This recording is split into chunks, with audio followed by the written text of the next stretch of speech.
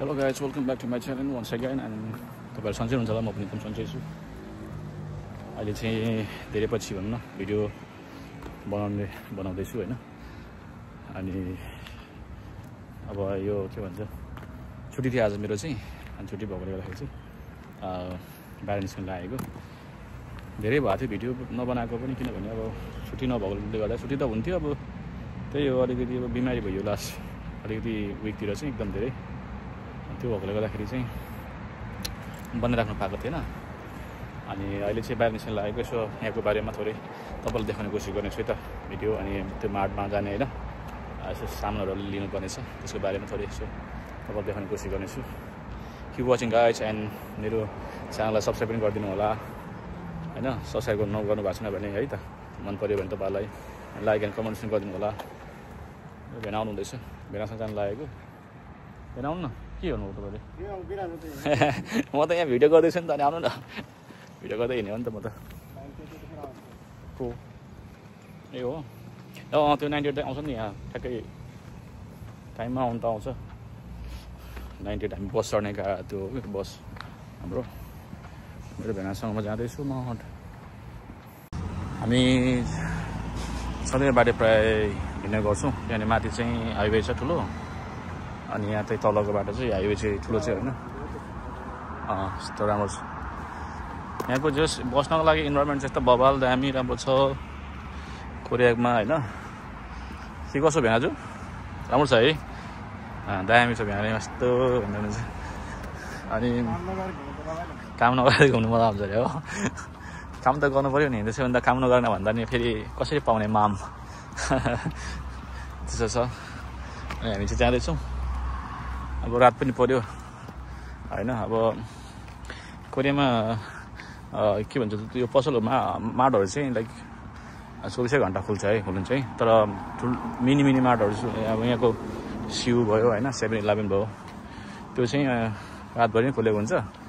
अनि हामी त्योभन्दा अलिक ठुलो माडो जाँदैछौँ त्यहाँ चाहिँ सबै कुराहरू पाउँछ जस्तो अब खानेकुराहरू होइन चामल भयो मासु भयो हामीलाई डेली अब उसमा चाहिने होइन पाउँछ त्यहाँ चाहिँ त्यो पनि बल्यो सुरु भयो रात पऱ्यो नि त हल्का अनि म चाहिँ यहाँ छु। अब यहाँको बाटोहरू पनि यस्तो दामी छ भने यस्तो मजाले बनाएको हुन्छ क्या यस्तो हो नि त सफा छ एकदम है कहीँ फोहोर भन्ने केही छैन एकदम क्लिन राखेको हुन्छ यिनीहरूले भन्नाले अब यहाँको के भन्छ मान्छेहरू नै लाइक अब भनौँ न उहाँहरूको चाहिँ चेतना एकदम राम्रो विकास भइसक्यो कि अब एकदम फोहोर गर्नुहुन्छ हुँदैन अथवा फोहोर कहाँ फाल्ने अथवा यहाँको सबै एकदम सेपरेट हुन्छ नि त जस्तो खानाहरू पनि छ भने फाल्टै प्लास्टिकमा अनि के भन्छ त्यो भाँडाहरू मतलब अर्को त्यो प्लास्टिकहरू बोतलहरू अथवा त्यो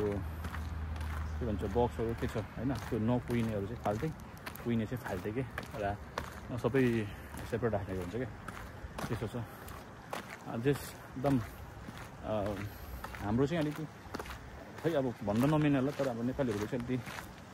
त्यो कुरा चाहिँ अलिकति डेभलप भइसक्यो जस्तो लाग्दैन मलाई त्यो कुरामा चाहिँ हाम्रोसँग चाहिँ यस्तो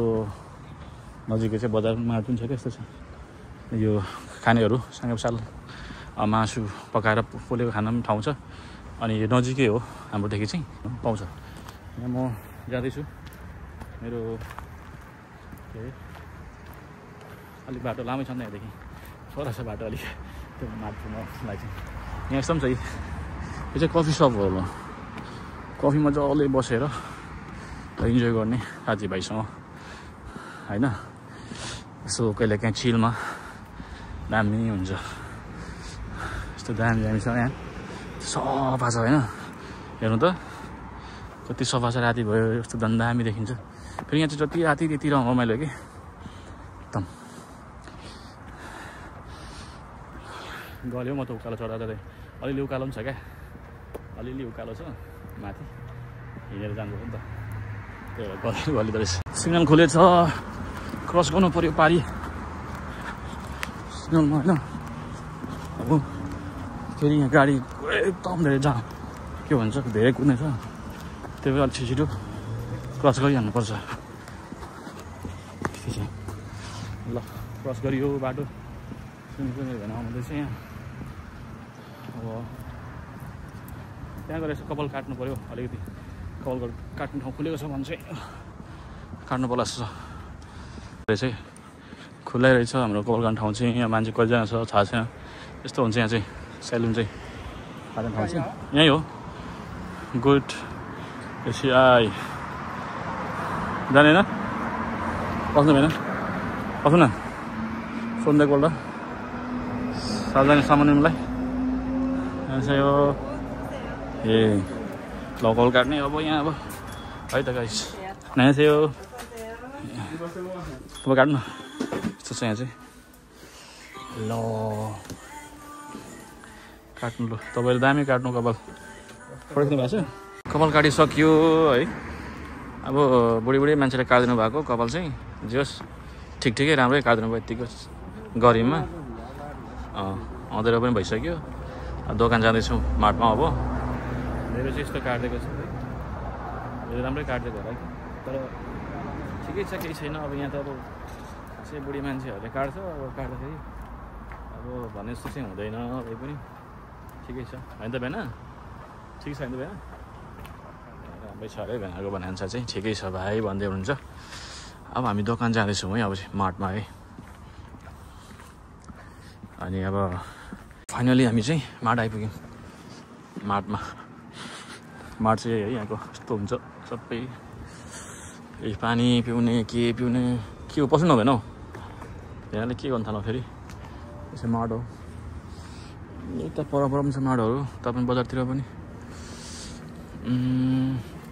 पस्नु त भएन के अब हाम्रो लिनुपर्ने छ सामान थोरै सानो भाडामा लिउँ मटर यो भाडामा लिउँ के लिनु मन त अब ए सबै थोक्छ यसरी यसै सुन्तला केराहरू अर्को यो के हो यो ए उयो है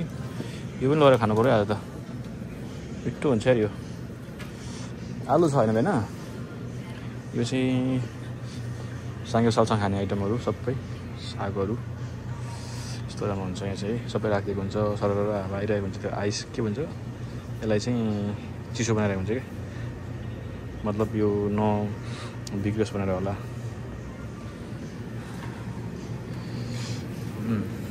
प्याज छान्नुहुँदैछ उनीहरूले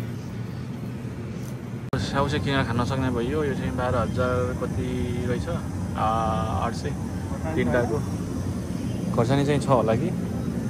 बैगुन लाने बैगुन के छ 400 1924 दुईवटा गरियो ल बैगुन अनि के लानु त फर्सी लानु न त्यो फर्सी छैन एउटा पाउन त फर्सी पनि किनियो है म चाहिँ अब यहाँ भिडियो खिच्दैछु त्यही भएर भ्याला के लिनु है भनेको मैले चाहिँ छानेर यसो हेर्नु भनेको के छान्नुहुन्छ यहाँ सबै कुरा पाउँछ चामल पनि पाउँछ होइन माने ससेसहरू ससेसको आइटमहरू सबै पाउँछ यहाँ अनि यो चाहिँ एग्स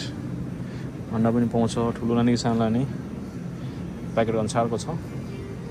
माछा पनि माछाको आइटम रहेछ मासुको आइटम यसरी फ्रिजमा यसो राखेको हुन्छ कुखुराको पाङ्रा पनि रहेछ यहाँ त पाङ्रा इभन लाइक यहाँ के पनि मैले देखेँ भने नि सुँगुरको पुच्छर पनि बेच्दो रहेछ पुच्छर किन खाँदा पनि हुन्छ है ल मासु यहाँ छ कुन मासु लाने पोले खाने मासु कुन हो यो 11,000 पल्लो 11,086 छ मासु त फेरि सस्तो रहेछ महँगो रहेछ होइन तर राम्रै होला नि त्यो त्यही भएर होला होइन त एउटा लैजाउँ त लु भयो छोडेन के धेरै उयो गर्नु बोको छोरोले एउटा अब लु हामी घरमा छ टन्न अरू कुखुरा बोक्नु लाउनु कुखुरा चाहिँ लाने होइन कुखुरा यसरी काटेर राखिदिएको हुन्छ पिस भनेर सिङ्गल पनि हुन्छ यहाँ सिङ्गल पनि के लाने सिङ्गै अर्को अरू पनि छ घरमा छ किन अरू घरमा छ दुईवटा ल्याउँ त्यसमा है लिनु नहुँ होइन ल भयो ल दारू पानी चाहिँ यहाँ चाहिँ हो के भन्छ सबै पाउँछ बियरहरूको आइटम टन्न रक्सीको होइन यो चाहिँ कोरियाको रक्सी ब्रान्डको लोकल रक्सी हो है यो चाहिँ प्रायः म्याक्सिमम अब सबैले पिउने चाहिँ यही गर्छ किनभने यहाँ धनी गरिब सबैले पिउने यो नै हो अनि कहिलेकाहीँ म पनि पिउँछु है किनभने मलाई पनि पिउनु मनपर्छ अनि यो चाहिँ बियर कुन चाहिँ बियर अनि क्यास भेन एउटा क्यास बियर एउटा अनि हामी त पिउँदैनौँ पनि कहिलेकाहीँ पिउने हो र एउटा हामी सोजो पनि खान्छौँ होला आज आई थिङ्क होइन त ल भेनाको पनि त खुसी हुन्छ आज बियर आज फेरि बबल खानु होइन ल यस्तो छ यहाँको सबै है यहाँ चाहिँ सामान सबै परिकारको पाउँछ खाने अब चिप्स पनि लैजाउँ होला एउटा चिप्स चाहिँ कुन लैजाउँ यार अस्ति मैले एउटा मिठो देखेको थिएँ यो रहेछ यहाँ बिहान मैले यो भनेको हेर्नु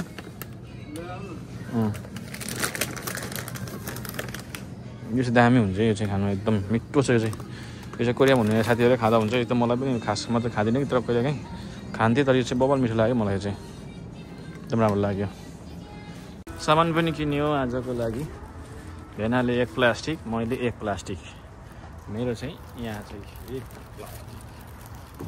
सो अब किनेर हामी फेरि आफ्नो रुमतिर घरतिर फर्किने क्रममा छौँ रातिको 8 बज्यो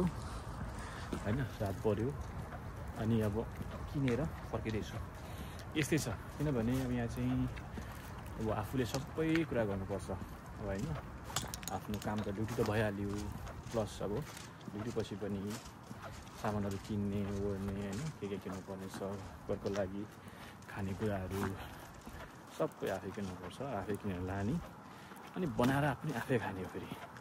यहाँ परिवार हुनुहुन्न कोही पनि परिवार नभएपछि आफूले सबै कुराहरू गर्नुपर्छ भनेको